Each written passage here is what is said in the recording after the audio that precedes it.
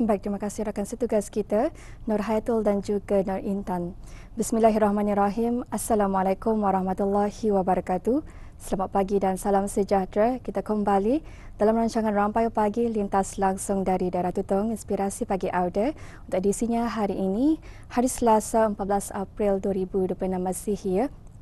Jadi bagaimanakah perkabaran Auda untuk pagi ini? Didoakan semoga Auda sentiasa dalam keadaan yang baik dan juga sihat sejahtera hendaknya. Dan sebagai makluman bersama juga di mana cuaca di daerah Tutong alhamdulillah sangat cerah dan juga sangat mengizinkan pada hari ini. Diharapkan semoga apapun perancangan Auda dan urusan Auda hari ini akan dipermudahkan dan juga akan dapat berjalan dengan lancar ya.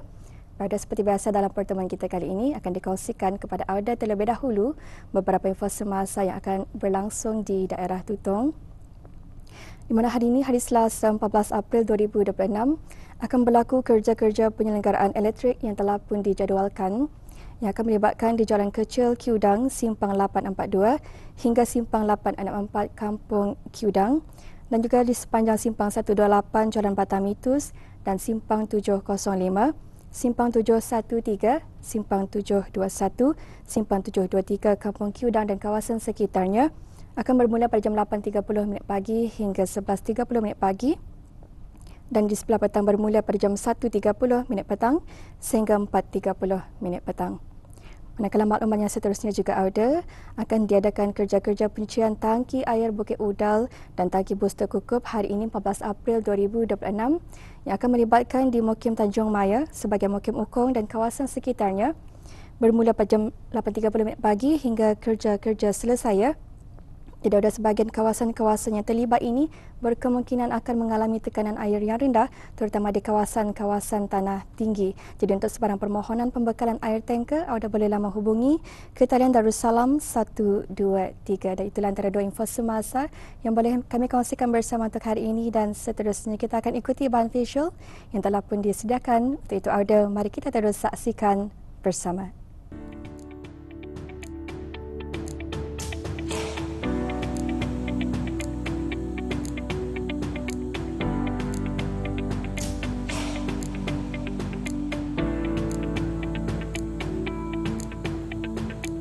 Seiring dengan perkembangan zaman, corak pemakanan masyarakat juga telah berubah dengan ketara.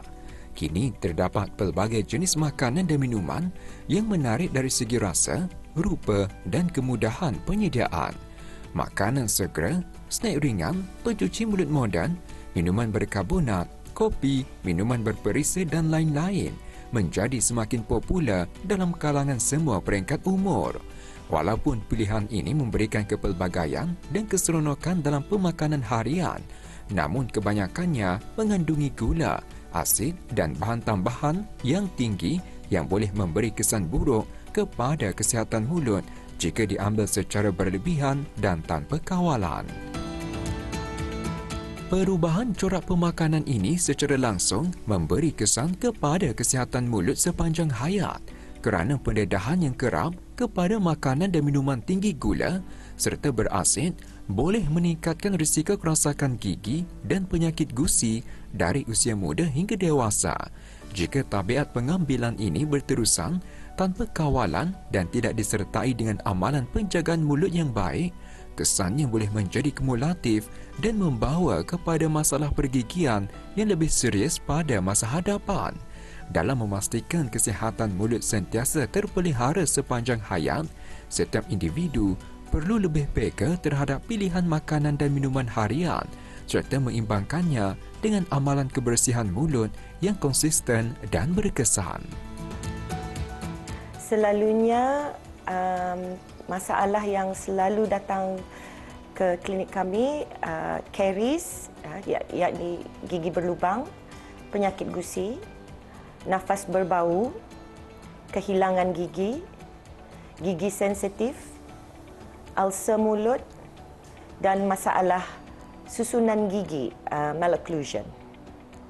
Kesihatan mulut yang buruk boleh menyumbangkan kepada penyakit jantung dan diabetes, boleh menyebabkan jangkitan bakteria merebak ke organ lain, menjejaskan permakanan akibat sakit atau kehilangan gigi, dan ia memberi kesan kepada kesihatan mental dan keyakinan diri.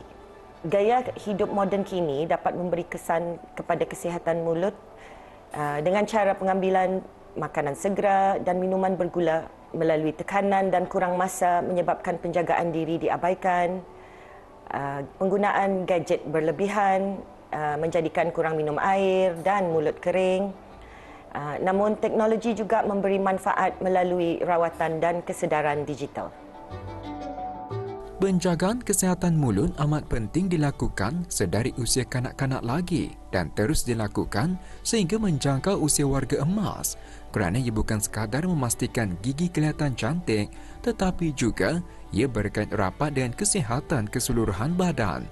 Selain itu, mulut yang sihat terus mempengaruhi keyakinan diri seseorang. Gigi yang bersih dan nafas yang segar membuatkan seseorang lebih yakin untuk berinteraksi dengan orang lain.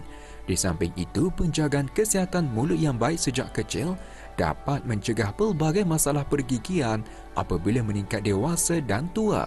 Jika diabaikan, masalah kecil seperti plak atau kaviti boleh menjadi lebih serius dan keadaan ini boleh menjejaskan cara pemakanan dan kesihatan badan secara keseluruhan.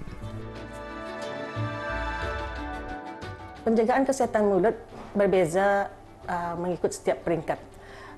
Bagi peringkat kanak-kanak, kesihatan mulut penting kerana ia boleh membantu pertumbuhan gigi yang sihat dan tersusun, mencegah karies gigi awal iaitu gigi berlubang, membantu pertuturan dan sebutan yang betul, menggalakkan tabiat kebersihan diri sejak kecil, mengelakkan sakit gigi yang boleh mengganggu pembelajaran dan selera makan.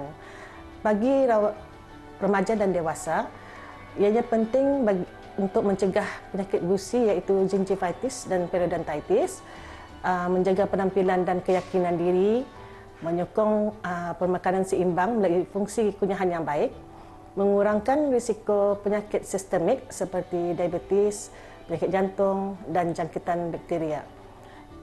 Bagi warga emas pula, kesihatan gigi adalah sangat kritikal kerana dengan adanya rawatan ini boleh mengelakkan kehilangan gigi, membantu mengunyah dan menelan makanan dengan selamat, mengurangkan risiko malnutrisi, menjaga kualiti hidup dan komunikasi, mencegah jangkitan mulut yang boleh menjadi serius.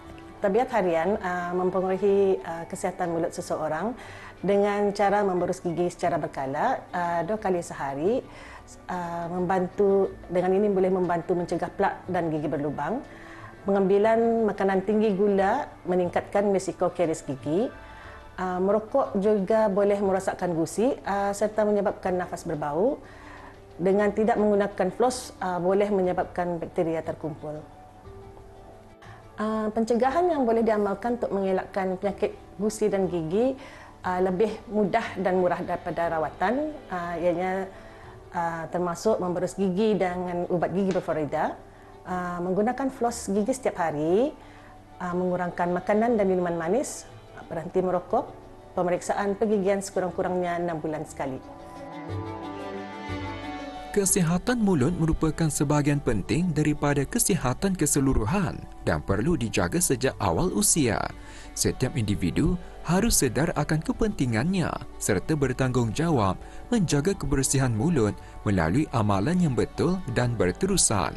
Dengan memberi penekanan kepada pencegahan dan pendidikan kesihatan, kita dapat mengelakkan pelbagai masalah pergigian dan menikmati kehidupan yang lebih sihat dan selesa. Ketahuilah, mulut yang sihat membawa kepada hidup yang lebih berkualiti.